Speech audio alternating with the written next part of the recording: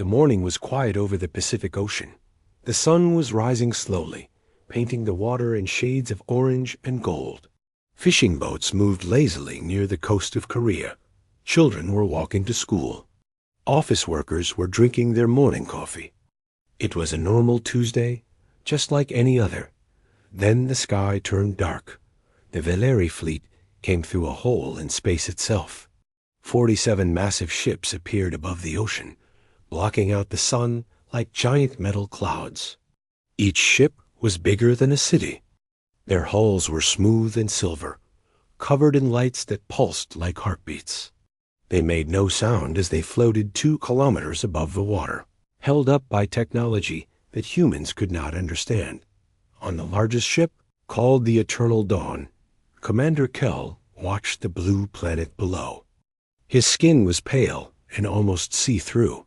Patterns of soft light moved under his skin, showing his emotions.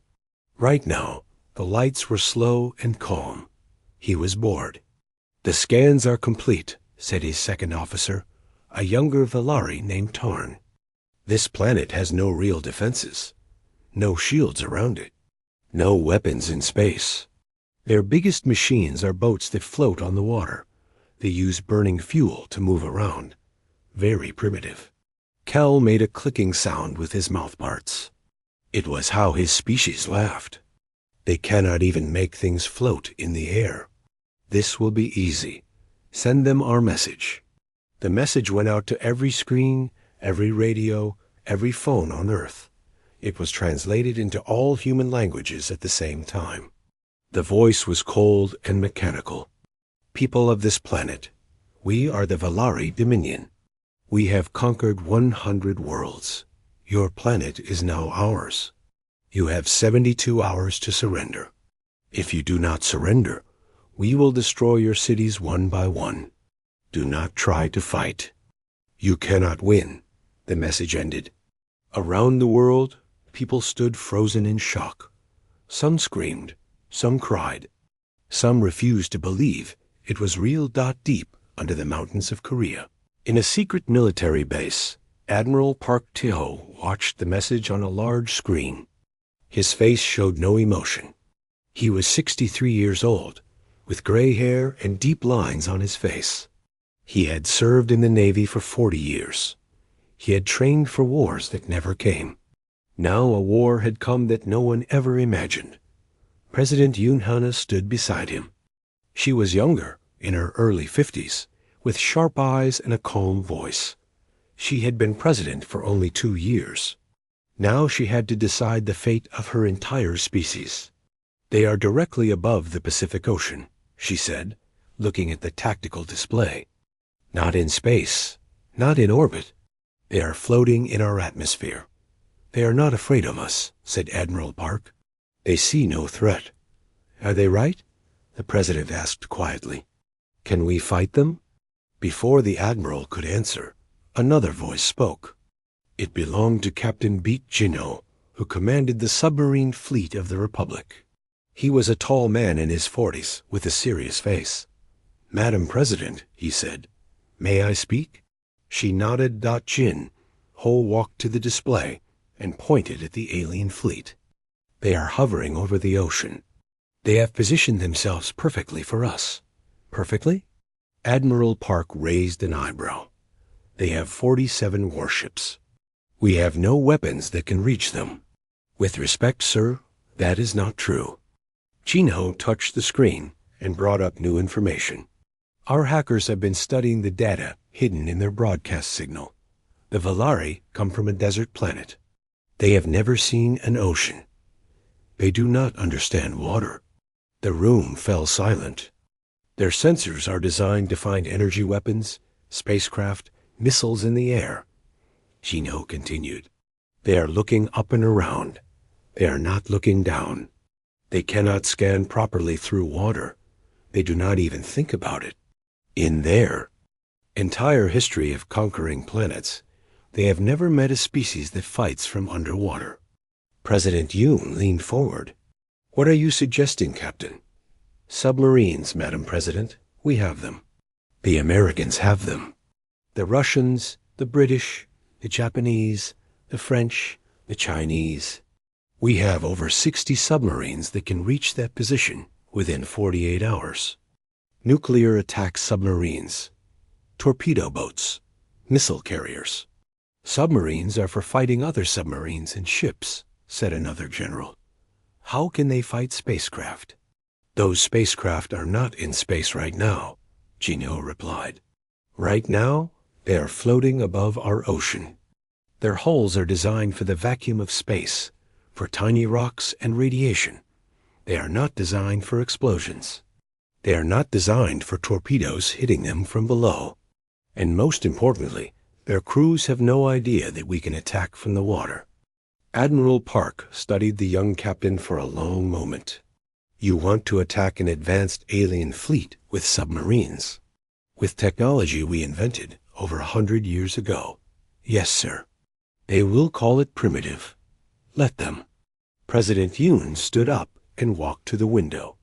Outside, she could see nothing but rock and concrete. They were deep underground, hidden from the alien sensors.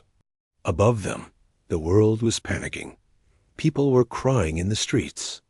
Governments were debating surrender. Religious leaders were calling it the end times.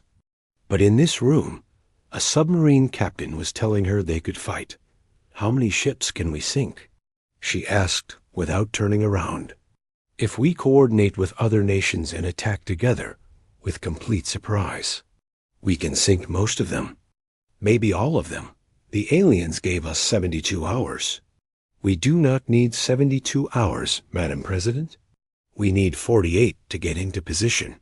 Then we attack. President Yoon finally turned around. Her eyes were hard. The moment we attack, there is no going back. We will have declared war on a galactic empire. They might send more ships, bigger fleets. They might destroy us anyway. Maybe, Jinho admitted. But if we surrender, we lose everything for certain. If we fight, at least we have a chance. The president looked at Admiral Park. The old sailor's eyes had changed. There was fire in them now, a spark that had been sleeping for decades. Make the calls, President Yoon said. Contact every nation with a submarine. Tell them we are not surrendering. Tell them humanity is going to war. Admiral Park saluted. Yes, Madam President. As officers rushed to make contact with all eyes around the world, Jinho remained still. He thought about his crew, waiting on their submarine in the harbor. He thought about his wife and young daughter at home. He thought about all the sailors who would soon dive beneath the waves to fight an enemy from the stars. The aliens thought humans were primitive. They thought submarines were outdated. They thought this would be easy. They were about to learn how wrong they were. 47 hours had passed since the aliens arrived. The world above the water was full of fear. News channels showed people praying in churches. Families packed their cars and drove away from cities, not knowing where to go.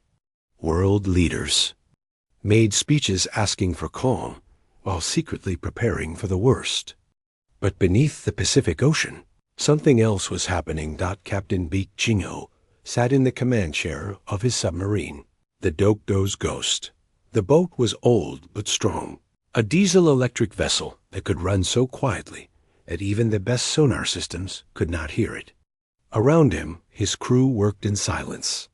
They had been underwater for 36 hours, creeping slowly toward their target position. They were not alone. 53. Other submarines from 12 different countries moved through the dark water. American Virginia-class attack submarines, fast and deadly. Japanese Soryu-class boats, modern and silent. British Astute-class hunters. French Barracudas. Russian Akulas. Chinese boats whose names were classified. Old enemies had become allies in a single day. Cold War rivals now worked as one team. They communicated through short, coded messages. Quick bursts of sound that lasted less than a second. The alien sensors, designed to detect energy weapons in spacecraft, did not notice these tiny signals. The Velari had never fought an enemy that hid in water. They did not know what to look for. Lieutenant Kim. Yuna sat at the sonar station aboard the Dokdo's Ghost. She was 28 years old, with short hair and calm eyes. She wore heavy headphones and watched her screen with total focus. Her job was to listen to the ocean, to separate the sounds of whales and waves from the sounds of machines. "All vessels report ready," she whispered to the captain. "The American boats are in position to the north. Japanese boats covering the eastern side. We are in the center with the British." Jinho nodded slowly. "And the enemy?" "No change, Captain. They are still hovering in formation, 2 kilometers up. They have not moved in hours." Executive Officer Choi Myra stood beside the captain's chair. She was in her late 30s, experienced and sharp. "They are confident," she said. "They think they have already won." "Good," Jinho replied. "Confidence makes you blind." He looked at the tactical display. It showed the alien fleet as red dots floating above the blue water. Below them, green dots marked the position of every submarine in the attack group. The aliens were looking at the sky, at the land, at the surface ships that had been ordered to retreat. They were not looking down. 2 kilometers above, Commander Kell was growing impatient. He stood on the bridge of the eternal dawn, watching the planet below. His species did not need sleep, but they did need activity. Waiting was boring. "Any response to our demands?" he asked. "Some of their nations have sent messages," Tarn reported. "They are asking for more time. They want to negotiate." Typical. Primitive species always want to talk before they surrender. "Commander, I have noticed something strange." Kell turned to his second officer. "What is it?" "Their water vessels have moved away from our position. The large ships on the surface. They are retreating to their harbors." "Of course they are. They are afraid." "But, Commander, they also seem to be evacuating certain coastal areas, moving their population away from the ocean." Kell made a dismissive gesture with his long fingers. "Fear makes them act strangely. It means nothing. They know they cannot fight us. They are simply preparing to surrender." Tarn looked at his display for a moment longer, then nodded. "Yes, Commander. You are probably right." 300 meters below the surface, Jinho checked the time. 2 more hours until the attack. 2 more hours of waiting in the cold, dark water. He thought about his wife, Soin. He thought about his daughter, little Ji-woo, who was only 5 years old. He had not been able to say goodbye. He had left for the base the moment the aliens appeared. His family did not know where he was. If this attack failed, he would never see them again. The aliens would destroy everything. His home, his family, his entire world. But if it succeeded— "Captain," Yuna said quietly, "I am detecting power fluctuations in the alien flagship. They seem to be charging some kind of weapon." The bridge went tense. If the aliens fired on Earth before the attack, how long until they can fire? Jinho asked. "Unknown, Captain. But based on the power buildup, maybe 4 to 6 hours. Then we do not wait 2 more hours. We attack now." He opened the fleet communication channel. "All vessels, this is Dokdo's Ghost. Move to final attack positions. Prepare to fire on my command." Across the Pacific, submarine crews rushed to their stations. Torpedo tubes were flooded with water. Missile systems were activated. Targeting computers locked onto the alien ships above. Jinho looked at his crew. These men and women had trained for years. They had practiced attacking enemy ships, enemy submarines. They had never imagined they would fight aliens. But they were ready. "Yuna, confirm targeting solution on the enemy flagship." "Targeting solution confirmed, Captain." "The Eternal Dawn is locked." "Myra, status of our weapons?" "All tubes loaded and ready, Captain." 6 torpedoes, 2 missiles. Jinho took a deep breath. In the next few minutes, Either humanity would strike the first blow against an alien invasion, or they would fail and doom their planet. There was no middle ground, open outer doors. The submarine shuddered slightly as the torpedo tube doors opened. Around them, 53 other submarines did the same thing. "All vessels report ready," Yuna said. Her voice was steady, but Jinho could see her hands shaking slightly. He pressed the fleet communication button one last time. "All submarines, this is Captain Baek Jinho of the Republic of Korea. In a few seconds, we will make history. Whatever happens today, know that you have made humanity proud. May God watch over us all." He released the button and looked at his weapons officer. Fire. The Dokdo's ghost shook as torpedoes launched from its tubes. Through the dark water, they raced upward toward the alien ships. At the same moment, hundreds of other torpedoes and missiles launched from submarines across the Pacific. The humans had been given 72 hours to surrender, had chosen to attack in 47. Valari had no idea what was coming. "Commander." Kel was reviewing reports when the first alarm sounded. It was a sound he had never heard before. A high-pitched scream from the ship's sensors. Warning lights flashed across every screen on the bridge. "What is happening?" he demanded. Tarn's pale skin went even paler. His bioluminescent patterns flashed white with fear. "Commander, I am detecting multiple contacts. Dozens of them. They are moving toward us at high speed." "From where?" "The surface? The air?" "No, Commander." Tarn's voice shook. "From below. From inside the water." Kel stared at him. "That is impossible. Nothing attacks from water.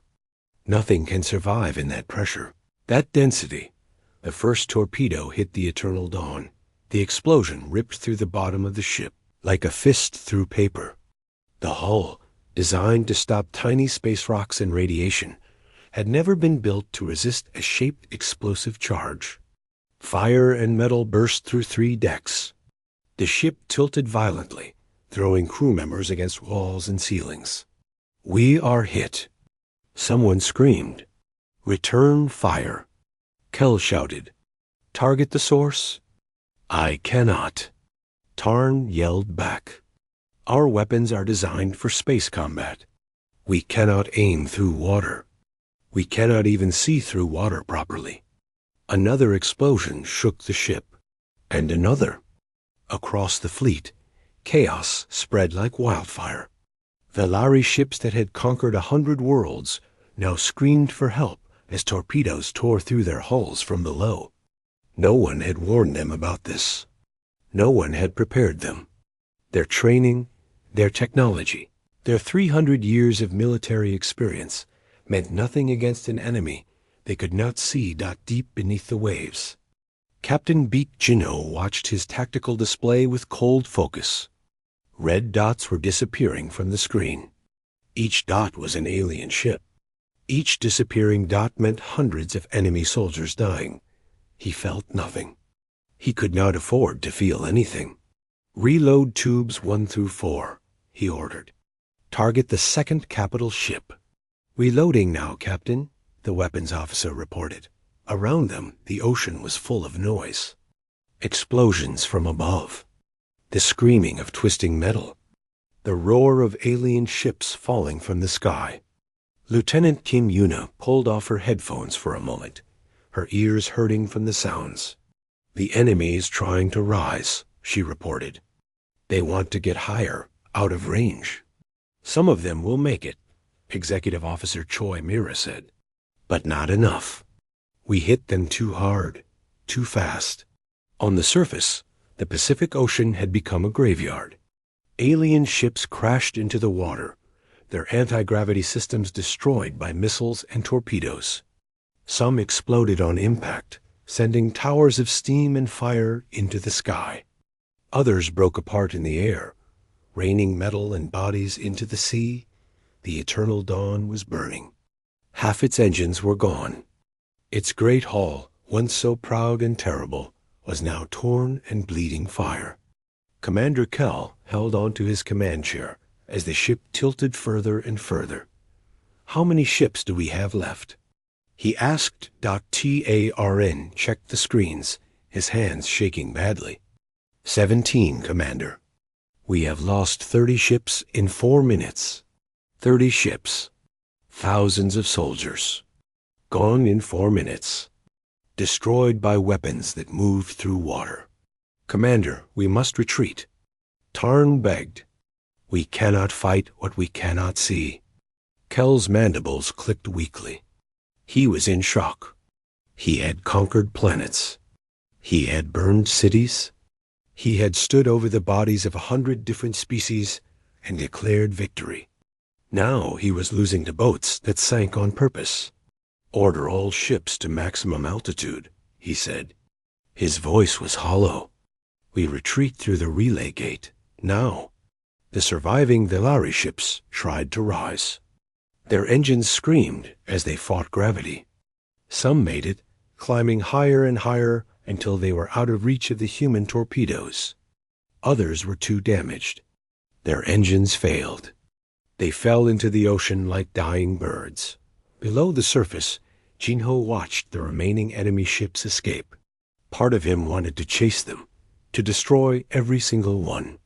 But his torpedoes could not reach ships that had climbed 10 kilometers high. "They are running," Myra said. She sounded amazed. "They are actually running." "Let them run," Jinho replied. "Let them tell their leaders what happened here." The battle had lasted 11 minutes. In those 11 minutes, humanity had destroyed 30 Velari warships. 30 vessels from a galactic empire that had conquered 100 worlds. 30 ships killed by submarines, by torpedoes, by technology that humans had invented during their world wars. The aliens had called them primitive. The aliens had been wrong. As the surviving Velari ships disappeared through a hole in space, the submarines began to surface. One by one, they rose from the depths, their black hulls breaking through waves that were still churning with debris. Sailors climbed onto decks and stared at the sky, at the smoke and fire still floating above them. Aboard the Dokdo's Ghost, Jinho finally allowed himself to breathe. His hands were shaking now. The adrenaline was fading, and he could feel exhaustion creeping into his bones. "Casualties?" he asked. 3 submarines were hit when the aliens fired blindly into the water, Yuna reported. 2 American boats and 1 Chinese boat. All hands lost. Names? The USS Hampton. The USS Missouri. The Chinese boats' names classified. 3 submarines. Perhaps 300 sailors. They had given their lives so that humanity could survive. Jinho closed his eyes and said a silent prayer for them. "Captain," Myra said softly, "we need to report to command." "Yes." He opened his eyes and stood up. "Send a message to Admiral Park. Tell him the enemy fleet has been destroyed or driven off. The Pacific is secure." He paused and added, "Tell him humanity just won its first battle against the stars." The message was sent. Around the world, people who had been watching the sky in terror saw the smoke and fire. They saw the alien ships falling. They saw their submarines surfacing from the ocean, and they understood humanity had not surrendered. Humanity had fought back. Humanity had won. In the streets, people began to cheer. Strangers hugged each other. Flags were waved. For the first time since the aliens arrived, there was hope. But Captain Jinho did not celebrate. He knew this was only the beginning. The aliens would return. They would send bigger fleets, more powerful weapons. The war had just started, but for now, for this one moment, they had won. And that was enough. The news traveled faster than light. It moved through the relay gates, jumped across star systems, and reached every corner of the galaxy within hours. On 1,000 different worlds, 1,000 different species received the same message. The Velari Third Fleet had been destroyed. Not by another galactic power, not by some ancient enemy with superior technology. It had been destroyed by a primitive species from a small blue planet, using weapons they had built over a century ago on the Velari homeworld of Vila Prime. High Counselor Mera received the news in her private chambers. She was old, even by Velari standards, her scales gray and cracked with age. She had led the Dominion for 50 years. She had watched her fleets conquer system after system. She had never known defeat. Now she sat in silence, reading the report for the third time. "This cannot be correct," she said. Her voice was calm, but her patterns were flickering with anger.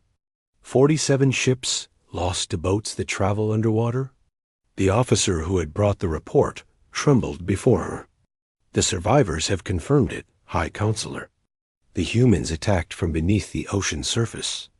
Our ships could not detect them. Our weapons could not target them. We had no defense. We have conquered 100 worlds," Mera said slowly. "We have destroyed species that mastered technology far beyond what these humans possess. And you tell me we were beaten by metal tubes that sink? High Counselor, the humans have been building these vessels for generations. They call them submarines. They were originally designed for fighting each other." The officer paused. "According to human data, they consider submarines to be old technology. Outdated." The word hung in the air like poison. Outdated, the Third Fleet, pride of the Velari Dominion, had been annihilated by weapons that even the humans thought were obsolete. Mera stood and walked to her window. Outside, the twin suns of her homeworld were setting, painting the desert sky in shades of purple and red. She had stood at this window when she ordered the invasion of the Kasari worlds. She had stood here when she accepted the surrender of the Noth Empire. She had never imagined standing here to receive news of defeat. "Send more ships," she said finally. "Send the First Fleet. Send everything we have. Burn that planet to ash." The officer shifted uncomfortably. "High Counselor, there is another problem. The battle was recorded. A drone captured footage before it was destroyed. The recording has spread across the entire galactic network." Mera turned slowly. "Show me?" The officer activated a holographic display. The recording was grainy, damaged by whatever weapon had finally killed the drone. But it clearly showed Velari warships hovering above a blue ocean.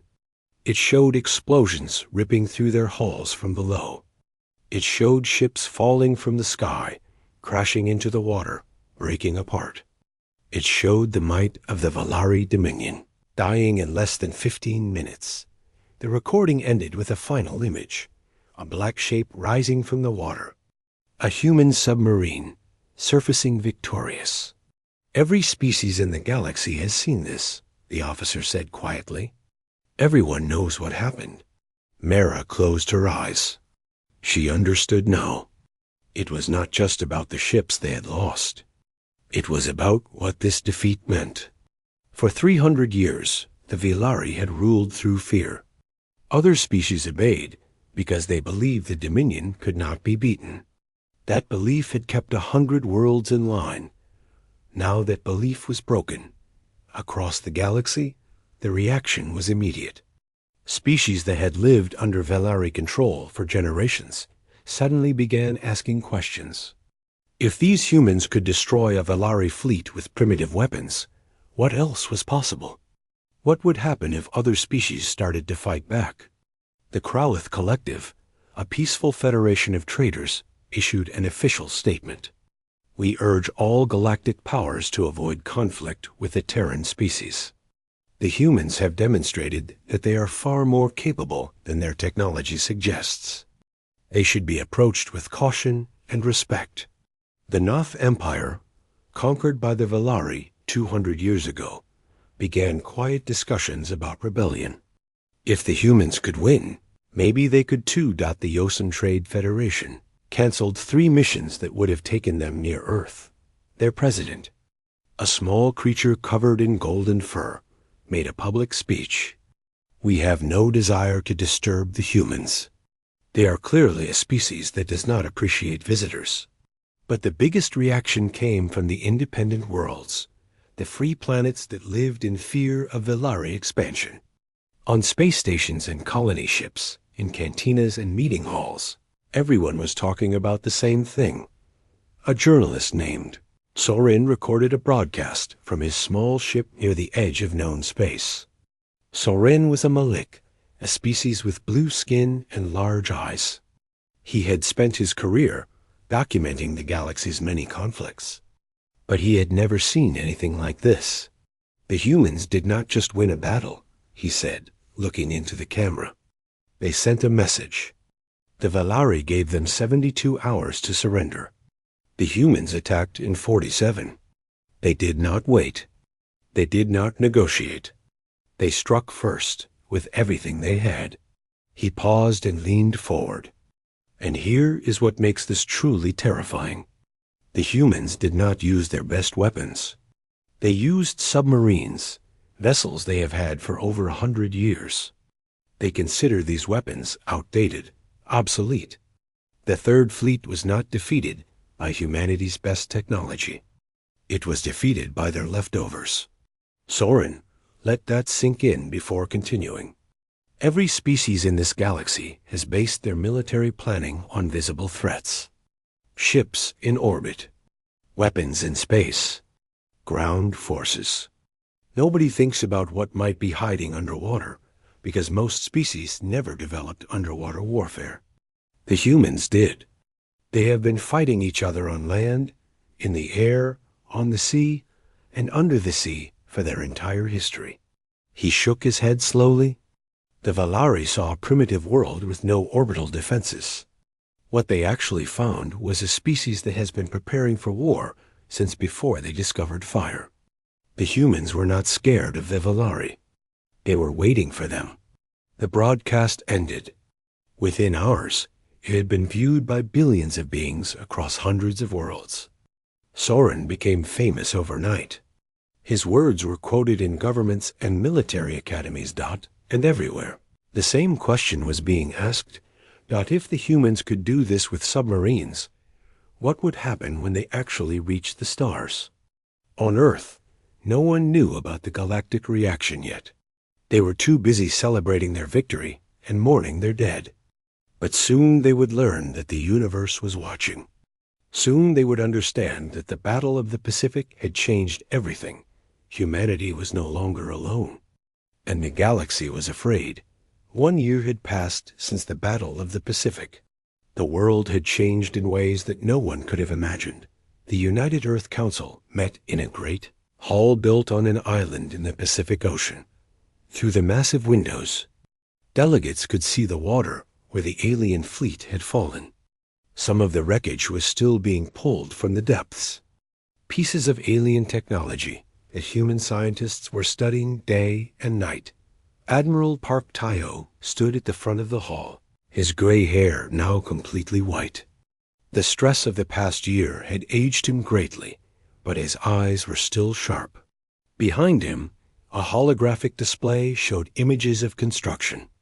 Massive structures floating in space, shipyards, factories, the beginning of humanity's first real space fleet. "The Vellari have not returned," he reported. "Our intelligence, gathered from alien traders who have contacted us, suggests they are afraid. They lost 30 ships in 11 minutes. Their High Counselor wanted to send more fleets, but her advisors convinced her to wait. They do not understand how we won, and they are afraid to attack again until they do." President Yoon Hana sat in the central chair of the council. She had been elected chair of the United Earth Council 6 months ago. Her job was no longer just leading one nation. She now spoke for all of humanity and the other species. She asked, 17 alien civilizations have sent diplomatic envoys to Earth, Admiral Park replied. They want to trade.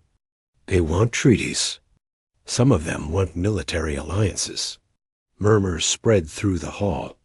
1 year ago, humanity did not know that other intelligent life existed. Now aliens were coming to Earth asking for friendship. What do they want from us? Asked a delegate from the European Union. Different things. The Kraleth want trade agreements. They believe humans will become a major economic power and want to be our partners early. The Noth want military support. They were conquered by the Velari 200 years ago and are planning a rebellion. They want our help. Our help? The delegate laughed. We have no space fleet. We have no weapons that can fight in space. We have something better, said a new voice. Everyone turned to look at Rear Admiral Beek Chino. He had been promoted twice since the battle. His face was harder now, marked by sleepless nights and heavy responsibilities. Beside him sat former Commander Troy Mira, now Earth's first ambassador to the galactic community. We have a reputation, Chino continued. Every species in the galaxy knows why. Tea happened here. They know we fought back against impossible odds. They know we used old weapons and still won. They are afraid of us, and fear is more powerful than any fleet. Ambassador Myra nodded. I have spoken with representatives from many species. They all ask the same question. They want to know how we did it. How did a primitive species defeat a galactic power? What do you tell them? President Yoon asked. Myra smiled slightly. I tell them the truth. We have been fighting each other for our entire history. We have developed weapons for every environment. Land, sea, air, underground, underwater. Our entire civilization is built on the ability to kill each other in creative ways. When the Velari came, they saw a species with primitive technology. What they missed was that our technology is not primitive. It is specialized. We have spent thousands of years perfecting the art of war. The hall fell silent. It was a strange thing to be proud of. Humanity's greatest strength was its ability to destroy itself. But in this case, that strength had saved them all. The galaxy is watching us, President Yoon said finally. What do we do now? Admiral Park changed the holographic display. It now showed designs for new ships.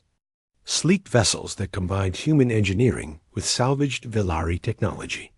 We build. We have learned much from the alien wreckage. Their anti-gravity systems. Their faster-than-light drives. Their energy shields. We cannot copy everything yet, but we are learning fast. And the submarines? Someone asked. Chin Ho answered this question. We are building new submarines. Faster, stronger, able to dive deeper. We are also designing submarines that can operate in space. Vessels that can hide, wait, and strike without warning. The galaxy has never seen anything like it. Stealth ships, Mara added. Every alien species designs their sensors to detect energy weapons, active radar, engine signatures. They look for what they expect to see. They do not look for ships that run silent, that hide in darkness, that attack from nowhere. We will give them submarines in space. President Yoon stood and walked to the window.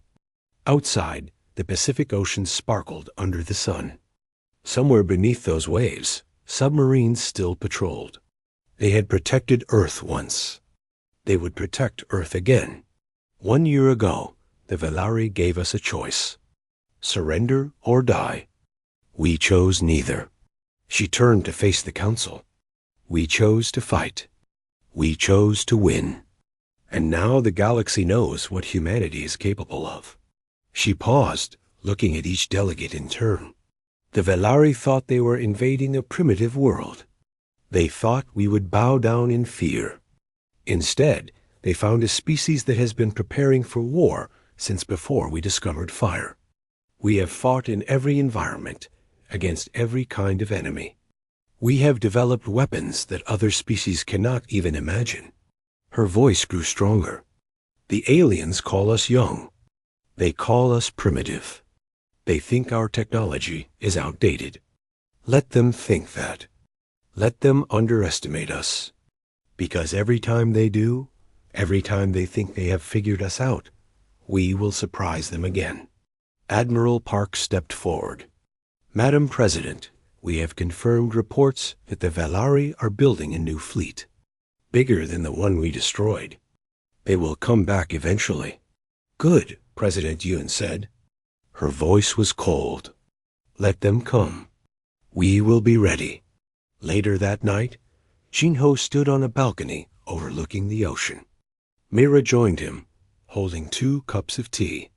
They stood in silence for a while, watching the stars. Do you think we can really win? Myra asked. Against a galactic empire? Jinho took a sip of his tea. I do not know. But I know we will fight. We will fight until we win or until there is nothing left. That is who we are. And if the galaxy thinks we are monsters? Jinho smiled slightly. Let them. Better to be a monster that survives than a peaceful species that gets conquered. Far above them, the stars glittered in the darkness.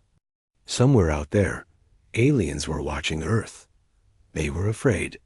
They were curious. They were waiting to see what humanity would do next. They would not have to wait long. The war had just begun, and humanity was ready.